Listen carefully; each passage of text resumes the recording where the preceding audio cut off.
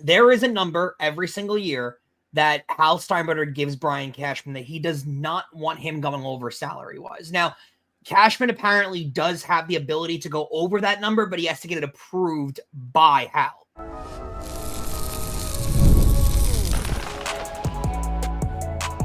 You are Locked On Yankees, your daily New York Yankees podcast. Part of the Locked On Podcast Network, your team every day. Welcome to Locked On Yankees, which is part of the Locked On Podcast Network, your team every day. Thank you for making us your first listen every day. I'm Stacey Gotsoulias. He's Brian McKeon. We host the show together. This is our second full season. Brian worked for WFAN previously. I wrote for about 20 different baseball websites over the last decade-ish. And this is why we host Locked On Yankees together. Brian, how are you doing? Are you excited that the Knicks started off the way they did? Yeah, they started off great. At least someone's playing well in that building. And at least someone's playing because, as I said the other day, it feels like All-Star Week. There's nothing happening until Friday when the World Series starts. Yep. All right, today's episode brought to you by FanDuel. Right now, new customers can bet just $5. And if your bet wins, you get $300 in bonus bets to use across the app. Download the app today. On today's show, we're going to talk about the Angels' hiring of Kurt Suzuki and the contract he got, because it's kind of interesting. We're also going to have a discussion about, this is something that I found on Reddit, about how the Yankees and the Mariners were really good at a specific thing until they faced the Blue Jays in the playoffs. So we're going to talk about that in segment 2. But first, here's something that's going to garner some discussion in our comments and in the chat when this goes up at 3 o'clock in the morning. Should the Yankees trade Jazz Chisholm Jr.? Yes. I think there's plenty of motivation to be able to move him. He's a very wanted player around the league. The contract that he is wanting, I think, is going to be a lot bigger than the Yankees are planning on giving him. I think there's a lot of reasons out there for why the Yankees could potentially want to move Jazz Chisholm Jr.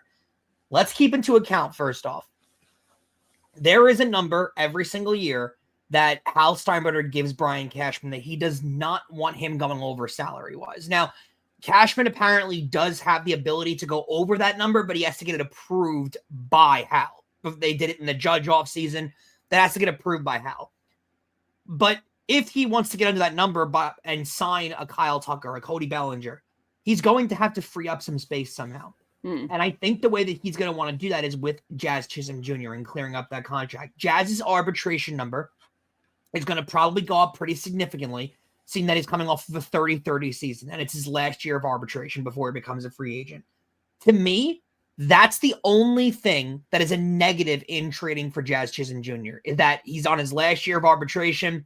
He could be gone in a year. You could lose him in a year. Now, however, whoever trades for him could be more motivated to sign Jazz to a longer-term deal because of the lockout hitting. Jazz is going to want to sign a deal to protect himself financially. The team might want to be able to keep their player around long-term, and it might get them at a better price. And Jazz might sign just to get the guaranteed money in his pocket.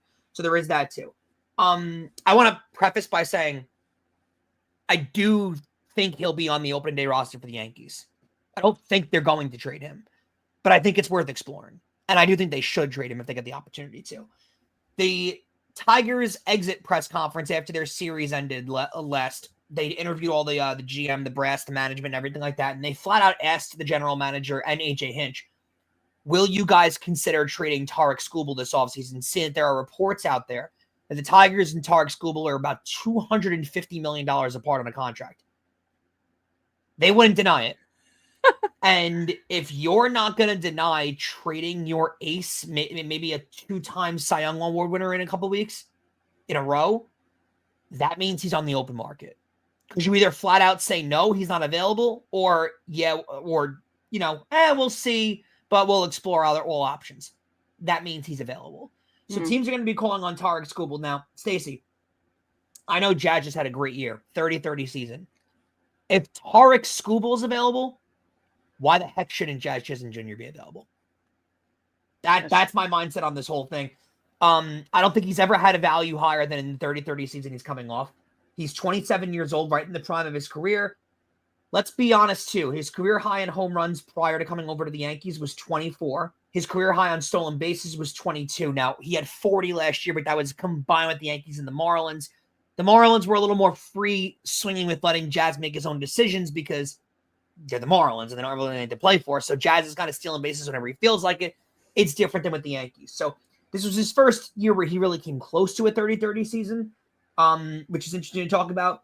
1 year left on his deal. It is hard to replace a 30-30 player in your lineup, but if that means getting Kyle Tucker, don't you kind of have to do it? Yeah. So I think it's worth exploring. I think there's a lot of value here. I think you have to try and make these moves where you're going to be able to improve your team. Maybe you get a little worse at one position with Jazz, but you're improving the overall roster. And I think you can do that with this move, and you can do that with the Luis Gil move that we discussed yesterday, Stacey. Plus, there is that narrative out there.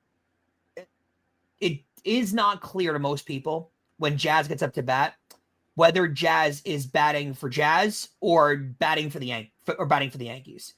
And that's not really meant to be a knock on my part, the player, but it's just kind of the general reputation that he has around the league. He is a very free swinging player who is going up there with every at bat trying to hit a 900-foot home run. And there's not a lot of situational hitting that goes into his at bats. And you saw it in the postseason. You saw it throughout the entire season, Stacey. And I know you'd kind of agree with this too. He doesn't put together situational at bats. It feels like he's up there in every at bat to try and give Jazz Chisholm Jr. a moment and not try to give the New York Yankees a moment. So I think that needs to be explored too. That's an exciting player for some franchises, but I don't think the Yankees are necessarily looking for that kind of player right now in the middle of their lineup. I think it's worth exploring. I think he'll be on the roster. I don't think it's going to happen. Right. But I think it's worth shopping him around the league to seeing what you can get. I think what you said about Skubal was funny because, when we always talk about players going through arbitration and the news will come out that, the player wants this amount, the team wants this amount, and it's like a difference of like 250,000 or like as much as 2 million. And when you said how much they were apart, I don't think I made a face, but I wanted to make a face because I was like, well, it makes me wonder who's asking for the crazier number, right? Because someone's asking for a number that's either disrespectfully low on the Tigers, or he's asking for something so astronomically out of control high that it's like, I don't know. Most of the times on these debates, I fall on the side of the player because the multi-billion-dollar organization can generally afford to give the guy an extra $500,000 to make things work. Right.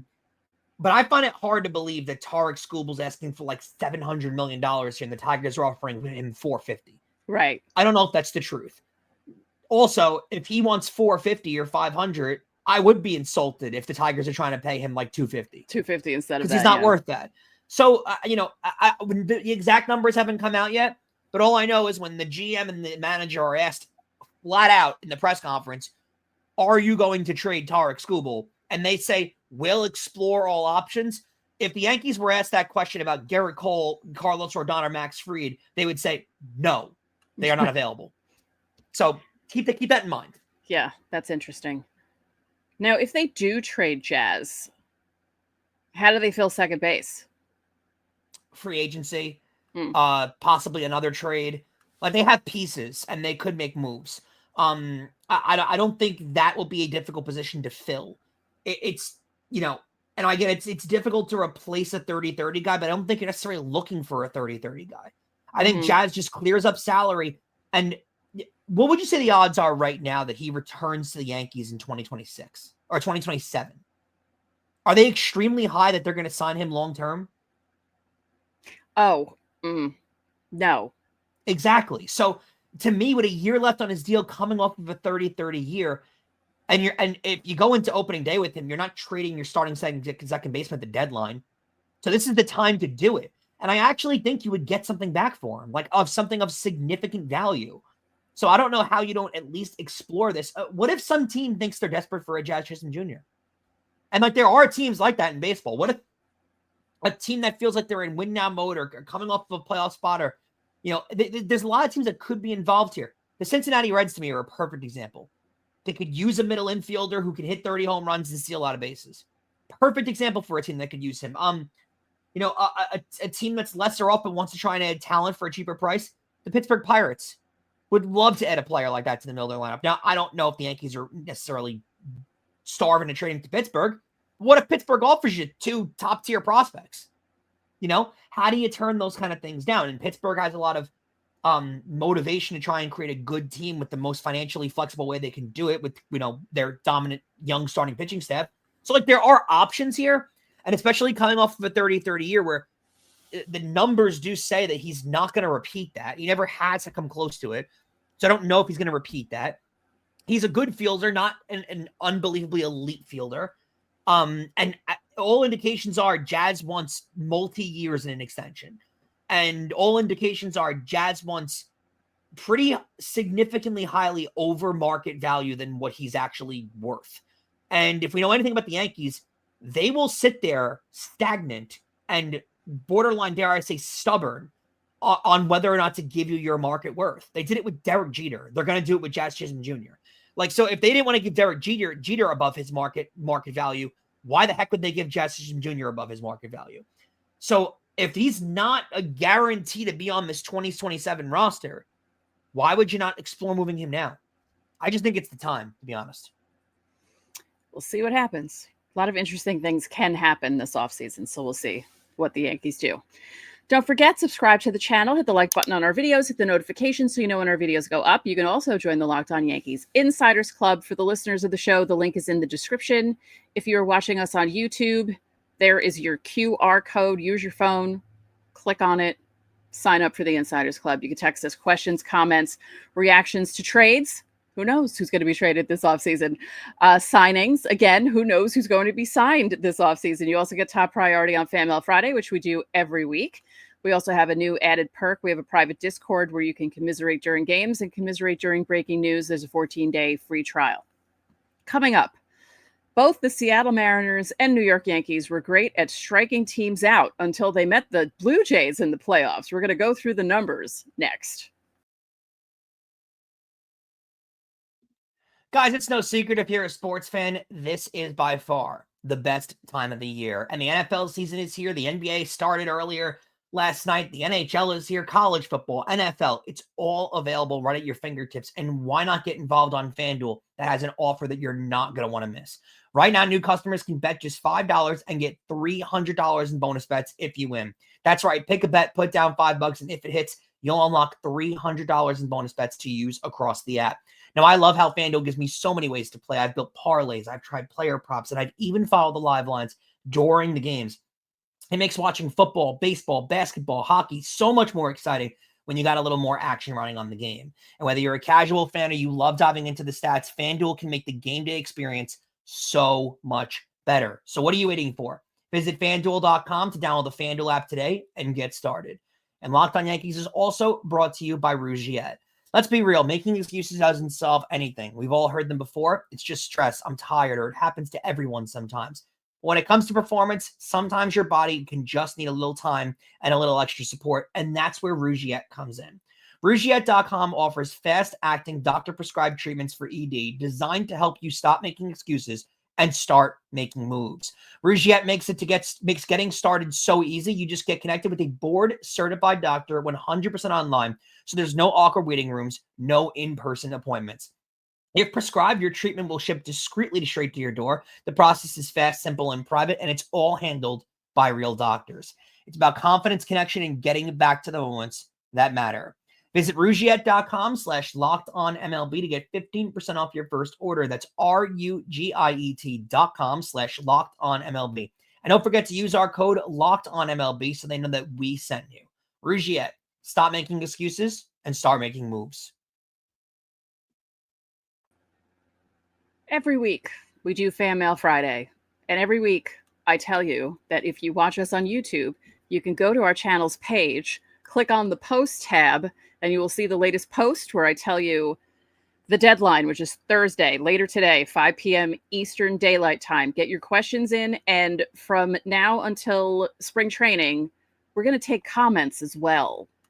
And we'll discuss those also on Fan Mail Friday, because we're trying to jazz things up this offseason. I see what you did there. Mm-hmm. So this was interesting to me. I saw this post on Reddit. I want to say it was Tuesday. Yeah, it was Tuesday when I saw this post.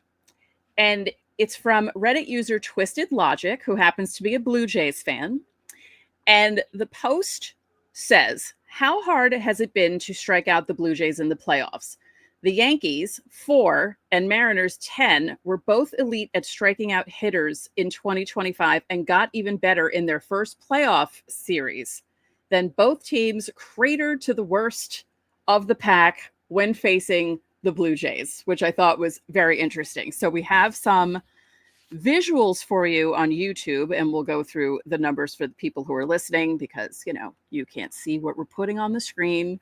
So this is in the wild card round. Now, it's funny. The Yankees' K per 9 is good because it's 10, but they're also ranked 5th out of all of the playoff teams, which I find interesting. I kind of think that makes them look bad in a sense because that wild card round includes Cam Schlittler having like one of the great strikeout games ever. Right. Both teams were good at this during the regular season too.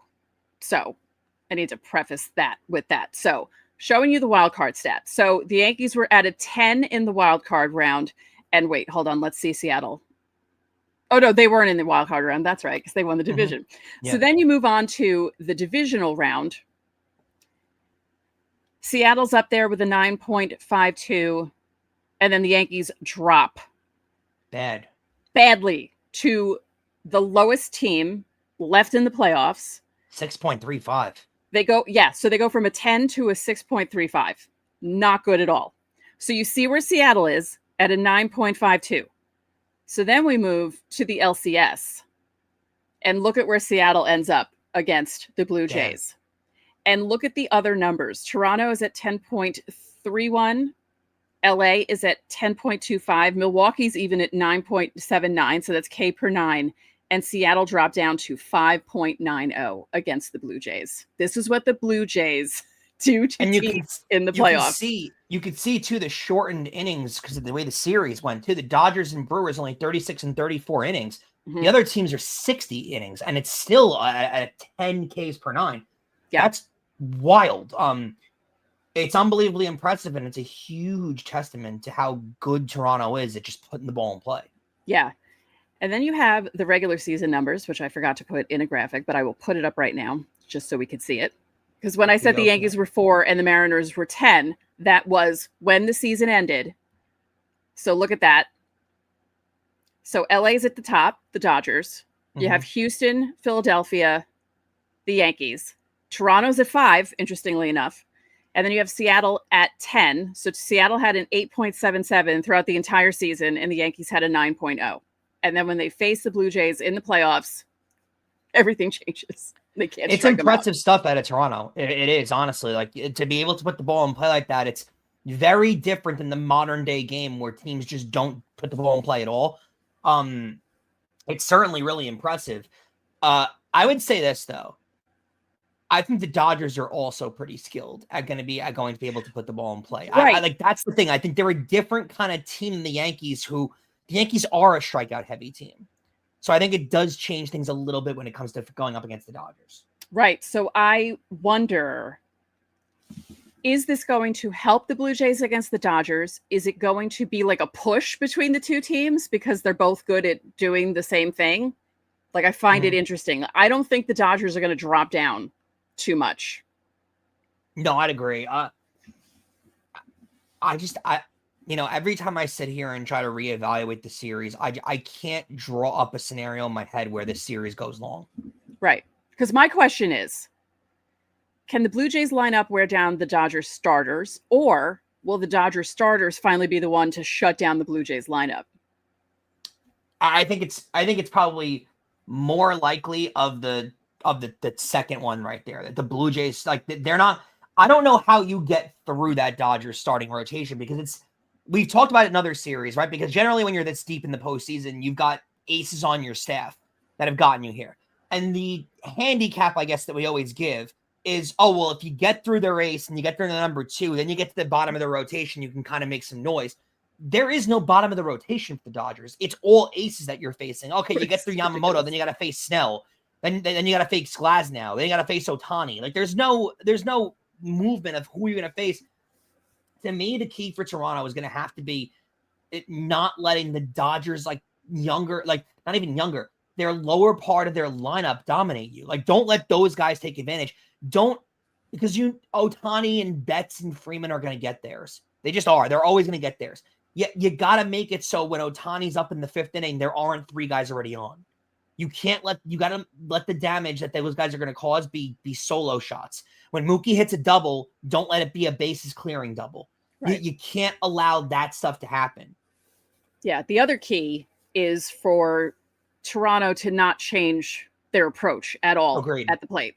It's gotten they have you to here. Just keep, it's gotten you here. This whole season, it's gotten you here. The playoffs, it's gotten you here. You've humiliated one pitching staff in the Yankees, and you took it to a few of the guys in Seattle and came back from an 0-2 deficit to win that series in 7. Just keep doing what you're doing. To your point, I think this is very interesting too. When Cincinnati faced the Dodgers in the wild card series, Cincinnati's approach to the Dodgers pitching was just attack, swing early in the count, and go. And it resulted in the Dodgers pitchers throwing deep into games and putting up gems. Right. For some weird reason that I don't really understand, Milwaukee had the same exact approach. Is we're just going to swing early and go, and just try to, and it didn't work. Once again, shockingly, I don't know how that happened. That's really how every team has tried to approach the Dodgers, is just free swinging, try to get these guys early in the count and go. I'm very intrigued to see what if Toronto feels the pressure and tries to attack early in the count, or just plays their game and lets the count work and lets these guys, don't allow Yamamoto to go 8 innings. Get into their bullpen. The problem is Milwaukee or Cincinnati didn't get into the Dodgers bullpen. If they did, they didn't do anything against them because their approach at the plate was so bad. The whole postseason, though, it's been Yamamoto to Sheehan to Sasaki. That's just been the entire, and those guys have been able to dominate. You haven't seen that much of that middle part of their rotation. You got to try and get to that part of their team. And I think Toronto, for what it's worth, is a little more apt to be able to do that because of the amount of pitches they take. Right. Yeah, it's going to be fun. Of course, it doesn't start for another full day because of the scheduling of the playoffs, so we still have time to wait. Yeah, it's taking too long. All right, coming up next, we have some news from around the league, including Kurt Suzuki becoming the new manager of the Angels. We'll talk about that next. This episode is brought to you by PrizePicks. Every day we make decisions, but on PrizePicks, being right can actually get you paid. Don't miss the excitement of this football season with PrizePicks, where it's good to be right. Playing PrizePicks is such a fun, simple way to add more excitement to your football Sundays. You just pick more or less on player projections like Josh Allen's passing yards or Saquon Barkley rushing for a touchdown, and you're in the game. Now, I love how quick it is. You can make your lineup in just under a minute. And my favorite part is how PrizePicks just added the stacks feature. So if I want to ride with a player, I can select their passing yards, rushing yards, and touchdowns, all available in one lineup. It's also fun to follow their players in the app and copy their lineups with one click. And the new injury reboot feature, if your player leaves early and doesn't return, it won't count against you. Download the PrizePicks app today and use code ONEWORD-LOCKED on MLB to get $50 in lineups after you play your first $5 lineup. That's code ONEWORD-LOCKED on MLB for $50 in lineups after your first $5 lineup. PrizePicks, it's good to be right. Stacey, we got to discuss this news because I have an answer for you, and I don't think it's very crazy when you call. I think it is very crazy to be able to call a billionaire out for being cheap, but we got a couple of scenarios across baseball, but one's really sticking out over the last 24 hours. So Kurt Suzuki was hired as the Angels manager, which was kind of odd because it came out of nowhere. And then it was announced that it was only a 1-year contract. Now, there was one explanation that came out, that the GM said that he has a year left on his contract and that they were like joined together in some way, that's why they did the 1-year contract. But I want to hear what your theory is. After 2026, the Major League Baseball collective bargaining agreement ends. And it is a very, very highly likelihood right now that there will be a lockout for 2027. No word on whether we're going to play the season or not, but there will be a delay in that offseason for sure, on even the offseason festivities getting started. And the way a lockout works, Stacey, and I guess the motivation for owners to want to end a lockout if there needs to be one, is players are paid regardless because contracts are fully guaranteed in baseball. It's the one sport where you have fully guaranteed, no matter what, blanket on all your contracts. The owners are going to want, ideally, to have as little money on the books going into 2027 because they don't want to pay a lot of money if there's no baseball being played. And conveniently, the Los Angeles Angels signed Kurt Suzuki to a 1-year deal before they go into a lockout. So Artie Moreno will save money on paying a manager a couple $100,000 to not pay him because we're not playing baseball anyway, so why am I going to pay a manager? When do you ever see a manager get a 1-year deal? Yeah. Ever. Or a coach, for that matter, in any sport. It didn't even enter my mind because I don't really want to think about the lockout because that just sounds like a nightmare to me. So that didn't even enter my mind. But as soon as you said it, I thought, oh, that actually makes sense. It's a cheapo move. It is. Now, I want to mention this to you, too, because this could be a strategy teams use this offseason in free agency. The teams with more money, Yankees, Red Sox, Cubs, Dodgers, you know the list. Yeah. The teams with more money that can afford to pay a player next year to not play might have a significant advantage on signing guys this offseason. Because you can a lot of these cheaper teams that don't want to spend money are going to take themselves out of contract negotiations because they're not going to want to spend money in 2027 if players aren't playing. Right. However, if you're the New York Yankees who basically print money and you're going to make money, Yankees will make money next year, whether they play baseball in 2 years, whether they play baseball or not. The Yankees are going to make money. Just like the Dodgers, just like the Red Sox, just like the Mets, just like the Cubs. I think those teams have a significant advantage this offseason because you could say to these players, hey, we're going to pay you a little less because of the impending lockout, but come over to us because we'll make sure that you get paid. Your family's going to bring in an income whether we play or not. So the collective bargaining agreement isn't as big of a deal to you because you're still going to be under contract getting your money. Whereas the Marlins, the Pirates, the White Sox, they're not going to give you your guarantee. They're going to offer you a 1-year deal. And you're seeing this already with a cheap owner like Artie Moreno with the Angels, who doesn't want to pay his guys, doesn't want to even pay the manager. He doesn't want to fix the air conditioning in the weight room. True. Yeah. So you're seeing this with teams right now, and I think that's going to create the richer teams to have a very significant advantage this offseason that are like, we can have a lockout, not have a lockout. We don't really care. We'll pay you anyway because we don't care. We're printing money regardless. I think it helps those teams out a lot this offseason. That's interesting. Yeah. I didn't even think about that because, again, I really. No, I know there's your perspective, but yeah, I mean, there's a really high possibility we're not going to play baseball in 2027. Well, I know I'm not playing baseball in 2027 or 2026. Yeah, neither am I. Probably not 2028 either. But there's a significant. Which, by the way, just for our sake, it's going to be a tough content year in 2027 I went through it. I went through it during COVID. I went through it during the.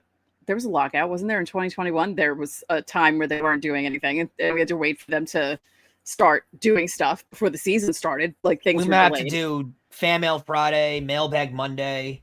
Oh yeah, Way Back Wednesday, Throwback Thursday. I did a whole show on the 1990 Yankees. I talked about the whole saga of just how horrible that year was because I wrote a piece about it. So I basically riffed off the piece that I wrote. We rehashed it last year when the documentary came out on Peacock. Yeah. I remember that. But yeah, that's not something I'm looking forward to as a content creator. It's going to be a rough one. Yeah. I've already been through it. It's rough. And that was when I was hosting by myself too. So it was. Yeah, they gave us ideas though, and it actually worked out, especially during the COVID year, because at least for the Yankees, I could do 1990, I could do 2000. You know, there were like different teams that I could talk about, and then going back in the fives, talking about a favorite game from 2005, or talking about the 95 playoffs and stuff like that. So 2027, yeah, sevens aren't good. 1977 was good. But there not to worry though. With all this, Aaron Boone is under contract with all this. yeah. Yankee fans, you don't have to worry about your manager because he'll get paid. And he will get paid. Anyway, on that note, thank you for making Locked On Yankees your first listen every day. For your second listen, find the all-new Locked On MLB Game Night. Every game, every night until the World Series champion is crowned. Get local analysis on a national scale. You can find MLB Game Night on Locked On MLB, on YouTube, or wherever you listen to your podcasts. So that'll do it for this edition of Locked On Yankees. I'm Stacey Gotsoulias. And I'm Brian McKeon. We'll catch you guys tomorrow.